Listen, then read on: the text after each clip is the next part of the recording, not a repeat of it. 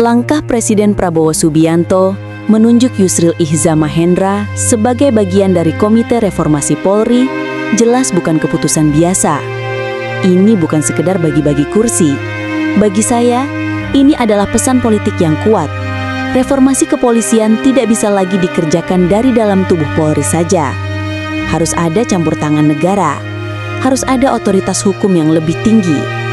Yusril memang bukan sosok sembarangan. Sebagai Menko Hukum, ia bukan hanya punya kapasitas, tapi juga pengalaman panjang dalam meracik strategi hukum politik di Indonesia.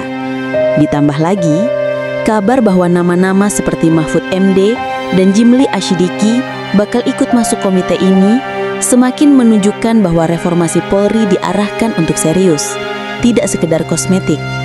Namun, mari kita jujur, reformasi kepolisian sudah lama jadi jargon yang berulang-ulang. Dari Kapolri ke Kapolri, kita sering dengar janji tentang transformasi, profesionalisme, dan transparansi. Tapi, apa hasilnya? Kasus-kasus penyalahgunaan wewenang, isu integritas, dan lemahnya akuntabilitas masih terus menghantui institusi kepolisian. Pertanyaannya sekarang, apakah komite ini benar-benar akan berfungsi sebagai otak yang merancang ulang undang-undang kepolisian? Ataukah hanya akan jadi etalase politik untuk menunjukkan bahwa pemerintah sedang berbuat sesuatu? Saya melihat tantangan terbesarnya justru di dalam tubuh Polri sendiri. Seberapa besar komitmen mereka untuk menerima kritik?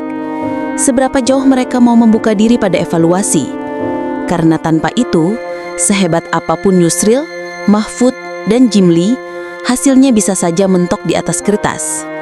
Yang menarik, Yusril menegaskan bahwa komite ini tidak akan bentrok dengan tim transformasi internal yang dibentuk Kapolri Jenderal Listio Sigit. Kedengarannya indah, tapi saya pribadi masih skeptis. 2 tim, 2 agenda, 2 kepentingan. Mampukah mereka bersinergi?